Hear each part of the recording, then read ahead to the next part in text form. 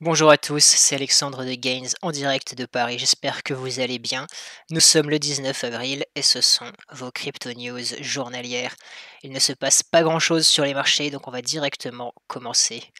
Et la première news qui est assez importante, c'est que la SEC, qui est l'équivalent en France de l'AMF, l'autorité de régulation des marchés financiers, qui va autoriser un fonds de 10 milliards de dollars à offrir un accès au futur sur l'échange de Chicago. C'est vraiment une grosse news, surtout que cet échange est un échange, surtout que ce fonds, pardon, est un fonds très réputé. Ils ont fourni des retours par année de quasiment 72 pendant 20 ans, avant les commissions qu'ils prennent. Et surtout, ce fonds est très exclusif. Il est fermé aux investisseurs extérieurs depuis 1993 et actuellement, il n'est disponible que pour les employés de la boîte et leurs familles. Donc vraiment, c'est un fonds qui a un certain poids et c'est une bonne nouvelle qu'il, puisse, ouvrir ce marché à plus de gens.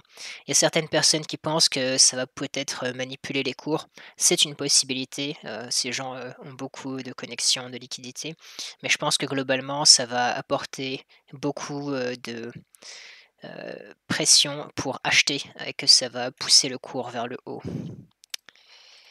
Alors, en Afrique du Sud, les régulateurs essaient de, réguler les cryptos, parce que c'est un très gros sujet là-bas. En effet, il y a presque 11 des utilisateurs d'internet là-bas qui ont investi dans le bitcoin, c'est énorme.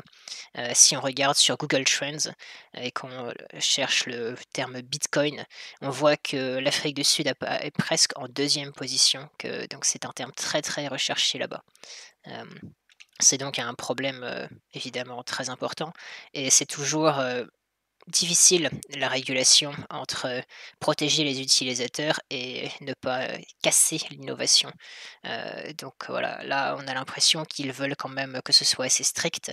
On va voir comment ça évolue, mais voilà, en tout cas, beaucoup de choses se passent en crypto. La crypto est très utilisée, dans de nombreux pays émergents. Une petite news assez marrante, Coinbase qui a vu, un pic sur les dépôts d'une valeur exacte de 1 200 qui est le montant qui a été, donné aux Américains, pour les aider contre le coronavirus. Donc il y en a un certain nombre qui n'a pas utilisé cet argent pour, faire des courses, acheter de l'essence, payer leur loyer, mais qui, ont tout déposé pour acheter des cryptos. Voilà, petite news, intéressante, on voit ici le pic. Plus de news, sur des gens qui achètent des cryptos, mais cette fois-ci avec un autre montant. Des investisseurs institutionnels qui mettent presque 500 millions au total dans le bitcoin et l'Ethereum à travers le fonds, Grayscale et ils disent que donc les investisseurs institutionnels sont en train d'acheter de l'Ether. Environ 400 millions pour le bitcoin et 100 millions pour l'Ether, respectivement ont été mis dans chacun des fonds, organisés. C'est donc, une très bonne nouvelle et peut-être le détail qui vraiment, est, encore plus intéressant, c'est que, les investisseurs, même ceux qui n'ont pas un très grand goût pour le risque, sont intéressés par ces produits. Ça veut dire que dans ce contexte qui est très instable et incertain, les cryptos apparaissent comme, peut-être, une valeur refuge, dans la tête des gens de plus en plus. Une autre petite, nouvelle intéressante, les utilisateurs de eToro, qui eux, préfèrent le Ripple, la troisième plus grosse crypto-monnaie XRP. On aurait pu penser que c'était le Bitcoin. J'ai réfléchi un peu et j'ai émis l'hypothèse que ce serait peut-être parce que eToro est une plateforme de trading et qu'il y a plus de traders sur Ripple que sur Bitcoin. Les gens qui achètent Bitcoin, peut-être tradent moins Bitcoin et achètent Bitcoin et le gardent, alors que Ripple, c'est peut-être plus pour des mouvements, plus, fréquents.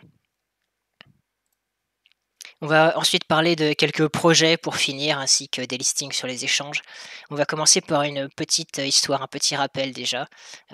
C'était quelqu'un qui s'appelle Emin Gun Sirer qui, en 2013, si je ne dis pas de bêtises, peut-être 2014, lors de l'époque du DAO d'Ethereum, avait vu un bug dans le code, mais n'avait pas porté au public, la connaissance de ce bug et ça a causé finalement un hack à hauteur de 55 millions de dollars.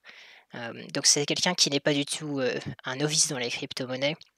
C'est un académique qui est très reconnu et il avait même écrit en 2003 un papier, hem, en esquissant les débuts, du concept de proof of work, et de crypto-monnaie avant Satoshi, donc en 2003.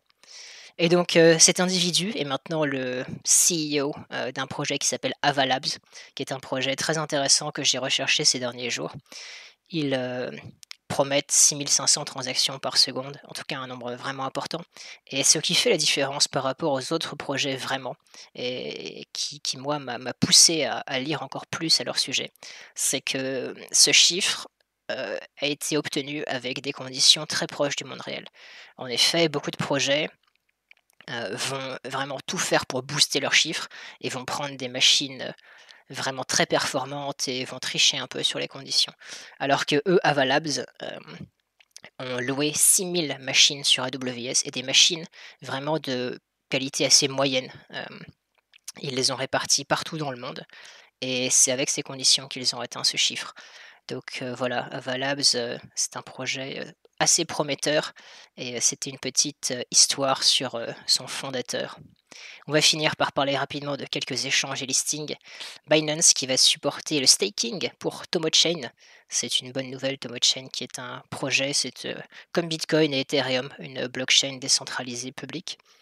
Hem, Projet avec une team assez solide, on les a reçus dans notre communauté d'ailleurs.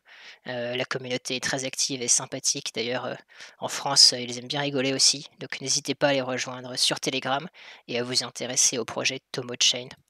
Et enfin, Bilaxi va lister Acropolis, qui est un projet qui, facilite l'accès à certains produits financiers comme des prêts. Et enfin, si vous avez du bitcoin et que vous n'en faites rien, ne le gardez pas dans votre wallet si vous faites confiance, aux échanges et notamment à BitMax. Vous pouvez avoir, un petit pourcentage, un petit retour là-dessus. Voilà, 3 annuel. C'était tout pour aujourd'hui. Je pense qu'il y a eu des news vraiment très intéressantes, de nouveaux gros acteurs qui arrivent sur le marché. On a vu qu'il y avait beaucoup d'intérêt dans certains pays d'Afrique, notamment pour le bitcoin, et des gens qui étaient prêts à investir, surtout de nos temps, dans les cryptomonnaies. Voilà, c'était tout pour aujourd'hui et je vous vois demain pour d'autres news.